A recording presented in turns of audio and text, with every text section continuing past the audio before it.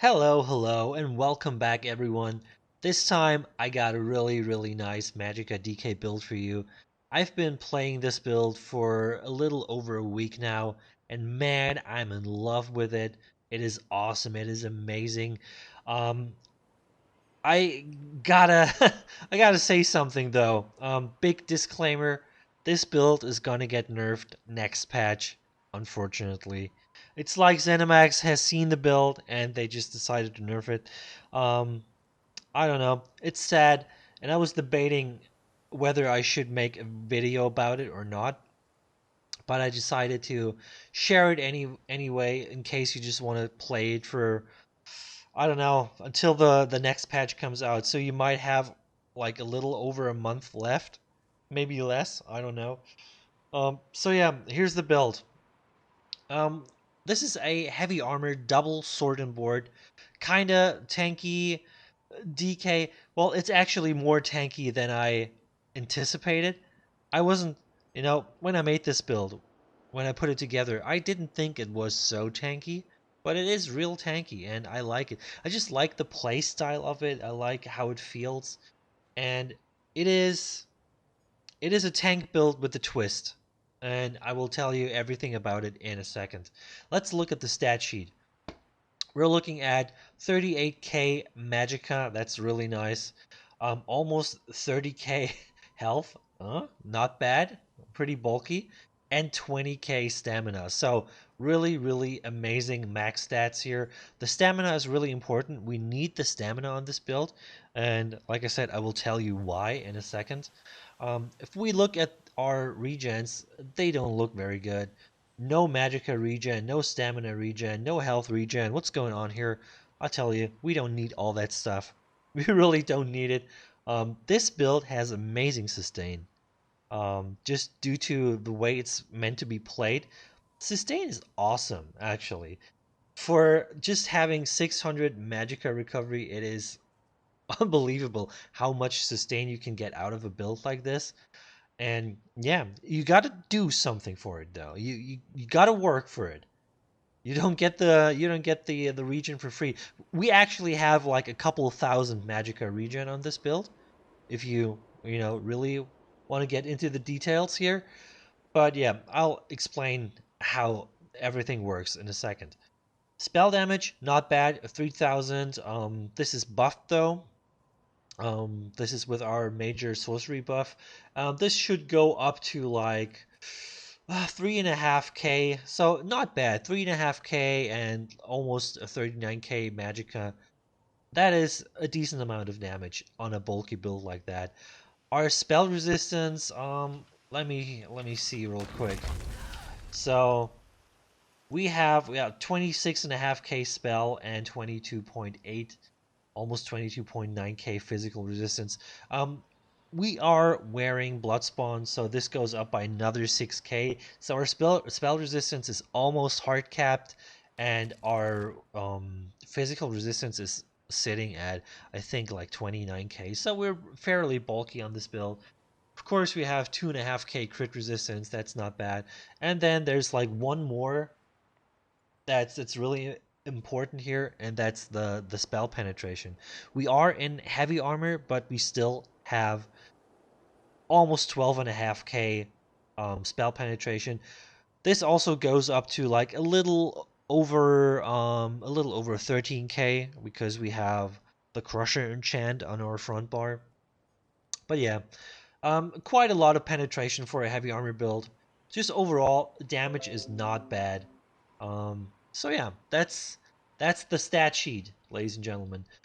We are a vampire, and this is absolutely necessary. Do not attempt to play this build without being a vampire. It is very important that you are a vampire on this build. So no discussions here. Vampire or play something else. Really important. Our mundus is the lover mundus. This is not that important. You could run something else. I actually, before I started recording this video, I realized I had the shadow mundus on, and I wasn't supposed to have that on. But I played a whole week of this build with the wrong mundus, and man, it doesn't really matter. You know, the lover gives you more damage overall, but the shadow gives you more burst damage. But since this is a heavy armor build and we don't have much crit anyway, so it's better to run the lover. But you could go for, if you really wanted to, pick your favorite mundus. You could go for the Atronach for the extra Magicka regen, or you could even go for the lady and get some extra bulk. Whatever it is, you decide. You could even put the steed on and have some extra speed. But this build is actually not very slow, believe it or not. Even though it's a heavy armor build and it's a Magicka DK, um, it still feels pretty fast, I gotta say. So yeah, and we are running the Tri-Stat food. I decided to just go all bulk stats on this build because it's really important. We need the damage, we need the stamina, and the max health is really important too. So I completely forgo the regens on this build because we don't need it. We really don't need it. And I really think if you want to play this build, you should play the way it is. You should not like tinker around with the regens. This is, believe it or not, it's plenty. It is enough. So let's move on to the sets here. We are running Rattle Cage. This is such a great set. I love it. It's just the passives. You get the health, which is always nice, and then you get a massive amount of spell damage, and you get the major sorcery buff up at all times, which is super awesome because first of all, you don't have to buff. That's always nice. So if you get attacked, you're ready. You are ready to counterattack. You don't have to buff up. Um, and then of course you have one more slot on your bar, which is always nice because you usually never have enough slots to really fit in everything that you need. And if you can forego such a simple buff like a spell damage buff, and just have it up at all times, it's always worth it. So I think Rattle Cage is one of the best sets in the game. I personally really like it. It's heavy, but if you run it on jewelry and weapons, you could basically play this build and in medium armor, which I would not recommend. But like I said, if you really wanted to, Rattle Cage would be available to a light armor build. So that's it's pretty good. So we are running Infuse on the big pieces and Impan on the small ones. Enchants are Tristat on the infused pieces and Magicka on the Impan pieces. The next set we are running is Spinners. Spinners on the front bar, just a nice damage set. Double max Magicka is always good, and the spell damage, of course, just such a well-rounded damage set, and then you get the 3.3k spell penetration on top. You can never go wrong with a set like this. I love it. It is such a simple set, but it works well, especially on a heavy armor build.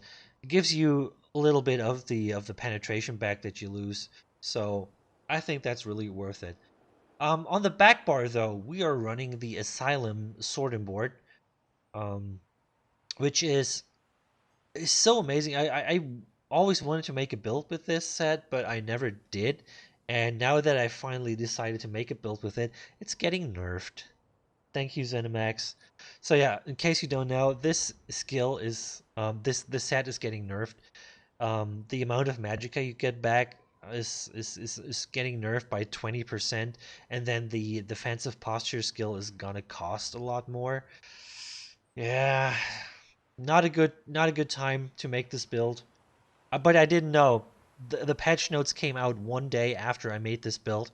So if I've known that before, I probably wouldn't have made this build, but you still have 1 month to play this build.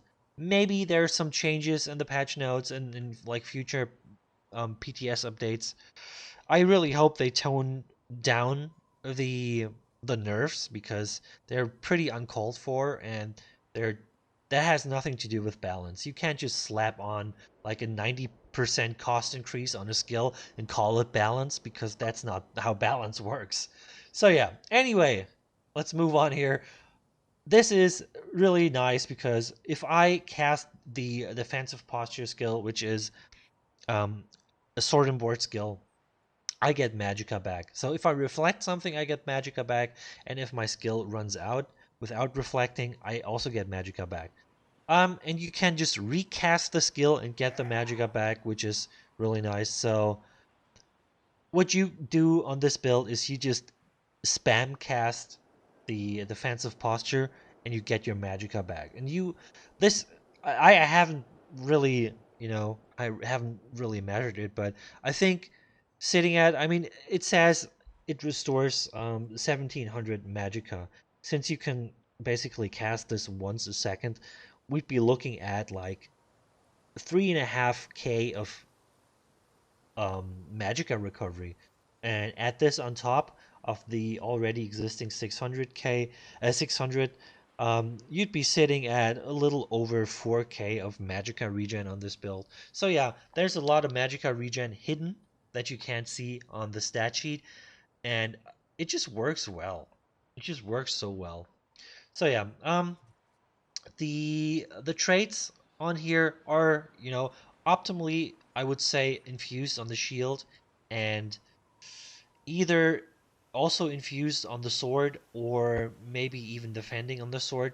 I didn't bother transmuting these pieces. It doesn't matter. Sturdy and precise is actually, those are the pieces, the traits that I had on these pieces, and that's actually not bad because more block reduction on the back bar is pretty good, and I would say maybe even better than having the infused shield. And precise, I mean, you get the extra crit on your heals, which is also pretty good. So not bad, I'd say, not bad. And we have some a magic steal. No, we have a health steal enchant on the back bar. Um, it doesn't really matter. You could go for whatever you want. Basically, a weapon damage enchant would be nice, but since I'm not that, you know, this is not a damage build, so it doesn't really make a huge difference. And you know, I'm not really attacking that much on the back bar anyway, so I figured, what the hell? It doesn't really matter. This is the enchant that was on the weapon, so put on whatever you want. On the front bar, though, I would say, um, I don't know. I have the Crusher enchant on. This is definitely not a bad decision, although with the nerf to one-handed enchants, I don't know. They always disappoint me. So it doesn't really matter what you put on here. It's always going to be disappointing. So yeah, but we run a sharpened sword and infused shield. I think that's good for the front bar, just for the extra damage. It's really important, I think. So yeah, on the jewelry, they're all arcane, and we're are running spell damage enchants on all of them. So yeah, and the monster set is, like I said, Bloodspawn infused with the Tri-Stat enchants and Impan with the Magicka. Um, Such a nice set, gives you the extra stamina recovery, which is really good on this build. Gives you the ultimate and the extra bulkiness. So just all around a nice set and works really well on this build. So yeah, that's the sets. Let's move on to the skills. On the front bar, we have Fossilize. This is our main CC. This is like the first build in like 3 years that I run Fossilize on. I actually don't like Fossilize. I think it's, I don't know, just the whole through block, through dodge rolls. Not a fan of it, but I thought on this build it would fit well, and it does fit well. So yeah, Fossilize is such a strong CC, really. So if someone doesn't have CC immunity, you will always hit them through block, through dodge roll. Really fucks up people, especially if they're like low on stamina, and you hit them with a Fossilize while they're blocking or dodging. Yeah, it's pretty nasty. Next skill is Burning Embers.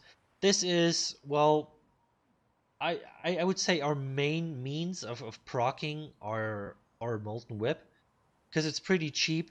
You just cast it 3 times, and of course it deals damage. It heals you every time you recast it, which is really nice. So just by like keeping this up on someone, just by like spam casting it on someone, you get a lot of healing back. And yeah, and you of course put the dot on someone, which really helps. Yeah. So like I said, Molten Whip, you know the skill. It got buffed last patch. Basically, if you use like an Ardent Flame ability, which this one is, and this one, those are both Ardent Flame abilities, so feel free to mix and match. What I usually do is like I do like 2 Burning Embers and one Chains, or just 3 Burning Embers to proc the whip. And then, of course, you get some spell damage stacks. Next patch, it's gonna be a little less. Right now, it's 125 spell damage per stack, and you can stack it 3 times. Next patch, it's gonna be 75, but I think it's still pretty strong. The damage that you lose, it doesn't really make a lot of difference. Really, it's 150 spell damage that you lose. You will not really see any big difference, so don't worry about it. And you still have the 99% um increased damage on your whip when it's fully buffed, and that's basically what really makes it here. So you use Burning Embers 3 times, or like 2 times Burning Embers, one Chains, and then your whip is fully buffed, and then you just cut it loose. Maybe throw in the fossilize so people are not blocking, and then give them the whip. I also like to do the 1 2 3 4 5 combo, as I call it. Catchy name, right? What that means is basically I'm casting 3 Ardent Flame skills, usually 3 times this, or like 2 times, and then 1 time the chains, then the leap, and then the whip. So it's like 1 2 3 4 5. That's usually like the burst combo. You set it up with the 3 Ardent Flame skills, then you do like because then your spell damage is at its highest point. Then you cast the Ferocious Leap, which will do a lot of burst damage and CC your target, and then you just crack the whip and potentially just get like a massive amount of burst damage and kill someone. So I killed a lot of people that way, and I like it. It's a nice combo. Like I said, the next skill is the Empowering Chains. I've never really used chains in the past couple of years because I really hated this skill. But it's really good now. I was really surprised how good it worked. It was very reliable. It's a really good gap closer. It deals a decent amount of damage, and it gives you the major expedition for 4 seconds, which is super amazing. Um, just by casting chains every couple seconds, you stay really mobile because you just move around the battlefield. You get the speed bonus, and yeah, it really made the build feel quite agile, I gotta say. So I really like this skill. I really like, and I like this morph better than the other one because I don't want people to come to me. I want to come to people. Um, so because that is mobility, I don't want to like be like trolly and pull people out of a Zerg and into my Zerg or something like that, as many people are doing. I just like to be mobile myself, so that's the appropriate morph, in my opinion. So, next skill, Inner Light. I always put it on my Magicka builds because it's just too good not to have. It's a passive skill most of the time. You can use it actively, of course, to and either empower your light attack or pull someone out of stealth. But most of the time, you won't use this. It's really expensive, but what it gives is really, really nice. So you get the 5% max Magicka, and together with the Mage's Guild passives, it's going to be 7% max magicka. So that's really good. And you get the major prophecy, of course, which gives you 10% spell crit. It's good to have. Of course, we don't have much spell crit on this build because it's a heavy armor build, but still, it doesn't hurt. It really doesn't hurt. You get it for free, so there's no reason not to run it. And I mean, due to like some um, major skill passives, you also get a little bit of regen. It's not much, it's like 2%. Doesn't matter, but it's just overall a nice skill to have. I would also always put it on the bar. If you don't want to run it, then you could also go for Flames of Oblivion or Cauterize. But yeah, I think Mage Light, Inner Light is the better choice here. And for ultimate on the front bar, we have Ferocious Leap. Of course, the trusty Dragon Leap. Can never go wrong with it. It's such a great skill. Gives you quite the range. You can use it as a gap closer. You can use it as a stun. You can use it as like an oh shit kind of save me skill because it gives you a big shield, especially on a build like this. Um, you get like a 15k shield when you cast it, so that really helps. And of course, due to the battle roar passives, you also get resources back. You get the health back. So if things look rough, Ferocious Leap is the answer most of the times. On the back bar, we have Coagulating Blood. This is our main heal. Really strong. I've seen like 15k heals coming out of that thing. Really, really strong. That's all I have to say about it. It's quite expensive, but it's really strong.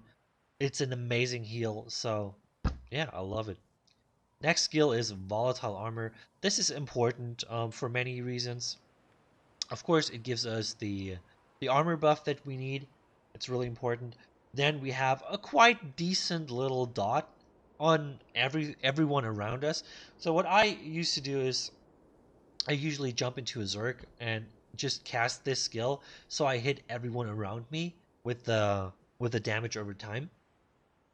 And of course, it has a damage return, so if someone attacks you, they take a little bit of damage. That's not very important, but overall, it helps. It really helps. But the most important part is really um the armor buff and the damage over time because we can stack this with our burning embers and that just gives us a little bit of pressure which we need on this build. The next skill is Fragmented Shield. This is of course the morph with the smaller shield, so you don't really use it for the shield. It's so small you can't even see it on your bar.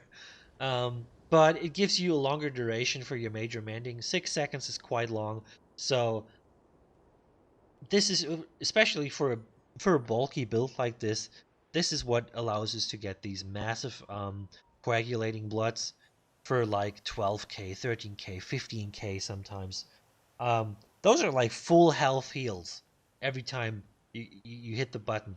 So really nice, and of course spamming this skill will trigger the, what is it called, the Helping Hands passive that gives you stamina back. And this is quite important. I will show you in a second why that is. The next skill is Elusive Mist. This is one of the core skills of this build. Just the extra speed, the damage mitigation, the um, it is basically a cleanse. If you have a bubble on you, you can cleanse the bubble off. If you have a snare on you, you can cleanse the snare off. You can't be CC'd or snared in this in mist form. So, and it gives you just 4 seconds of uninterrupted stamina recovery. So if your stamina ever gets low, Elusive Mist, 4 seconds, just give your stamina regen a little break, give it a little room to breathe. It's really, really good. I love it. And next patch, Elusive Mist is going to get nerfed, unfortunately. Right now, you can just cancel it. So you click it and you cancel it right away, and that would still give you the major expedition buff for 4 seconds. So you could use this as kind of like a speed buff. You just cancel it right away and have the speed buff. Next patch, that's not going to be possible anymore. It's really sad, and I don't know why ZeniMax keeps fucking with my favorite skill. Uh, I don't know, man. But it's still going to be a good skill, and it will function the same, just that you can't cancel it anymore and keep the speed buff. You only get the speed buff while you're actually in mist form. So yeah, sad times, but yeah. What do you want to do, huh? And the next skill is defensive stance. You could go for the other morph. I decided to pick this one. It is also one of the core skills of this build because we are using the Asylum Sword and Board, and this makes it all work. So the nice thing about this skill is you reflect all spell projectiles, like only one, but all of them. You know, it doesn't reflect physical projectiles, so no arrows or anything. It's going to do that next patch, but in this patch, only spell projectiles, which is still pretty okay because, you know, there are not a ton of really strong physical projectiles. You know, snipe is basically the strongest, and everything else that's physical is not that strong, to be honest. You know, on the Magicka side, you have way more projectiles that can be lethal, that can be dangerous, like a dark flare or a crystal fragment, um, maybe a javelin. They are way more dangerous than like any spammed snipe arrow that's coming in. Yeah, and snipe is not really an issue on this build anyway because we are pretty tanky. We can just tank it out, and yeah. So, and the thing is, you also get the extra a block cost reduction and the extra block damage increase. You can block more damage, and especially on a DK, this is really nice because DK also has a passive that lets you block more damage. So a DK with a defensive stance and sword and board is such a strong block machine. It's unbelievable.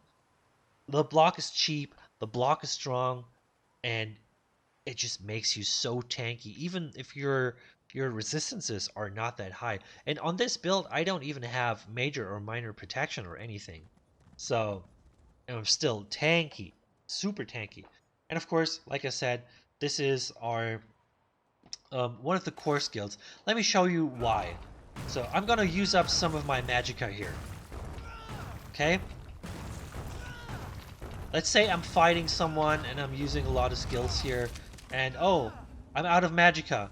What should I do? What should I do? I can't cast. Okay, let me just fill up my magicka bar by spamming my defensive posture.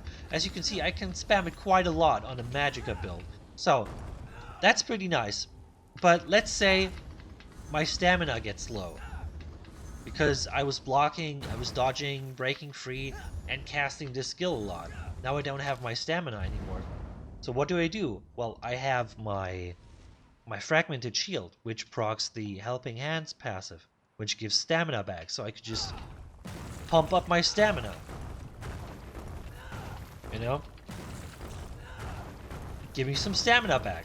And then, oh no, my magicka's low. Well, let me just fill it back up. Easy. I'll do this. And then, you know, should your stamina get low and you don't have the magicka to spam, the fragmented shield, just go into mist form, give your stamina a little time to regen, and you're good to go. And our ultimate on this back bar is Spell Wall. I went with this morph because I think for me it was a little more important to reflect all the projectiles back at the people just to have some extra damage and to make them back off, because if they constantly eat their own projectiles, that's pretty good. You know, it makes people back off of you. They have to heal and stuff. So I went with this morph, but you could pick the other morph, which would give you. It synergizes really well with this build. The shield discipline.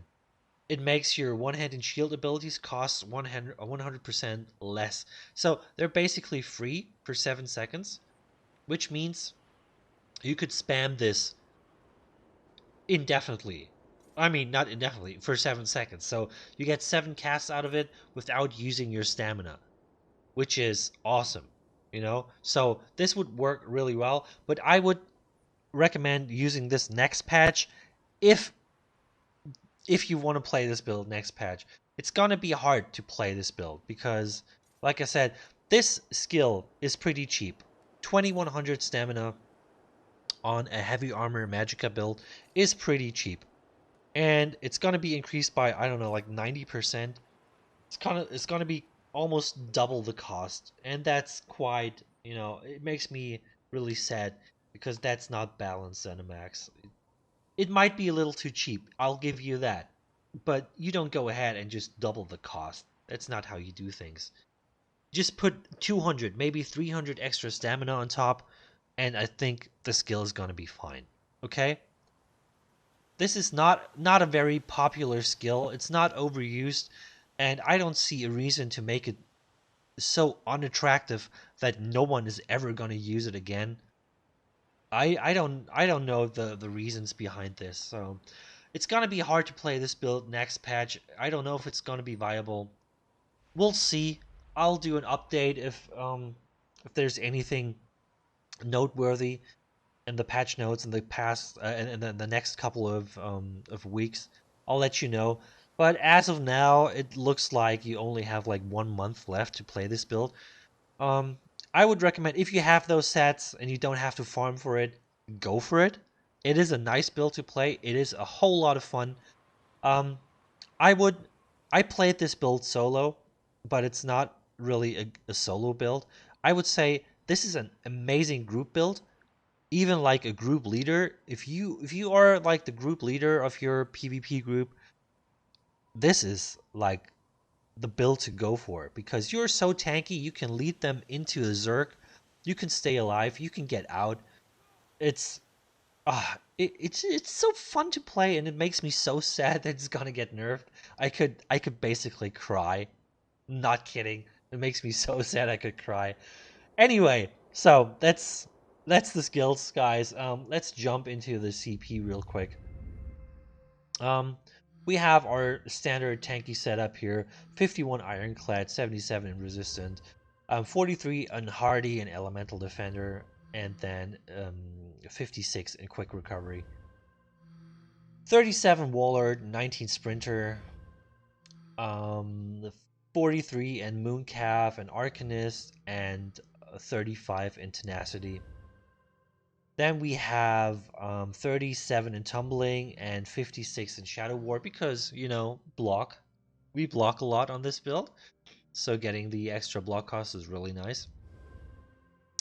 And then the damage setup is 51 Elfborn, 56 Elemental Expert, 75 in Spell Erosion. Then we go 51 in Master at Arms and 37 in Thaumaturge. And that's how we do it, ladies and gentlemen. I hope you enjoyed this build video. I will not attach any gameplay footage in this video. I do have some stream highlights on the channel. If you want to see this build in action, just check out the last couple stream highlights.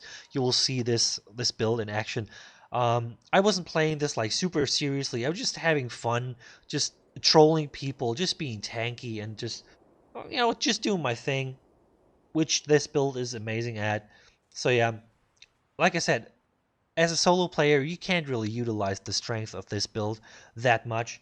But if you have some friends that you like playing with, or maybe you are the group leader, check this build out. It's amazing. You will love it. So yeah, make sure you watch the videos. I will link you the stream highlights playlist here, so you can just click on it and watch some stuff. And anyways, thanks so much for watching. Make sure you subscribe, and yeah, I will see you next time. Have a good one. Bye.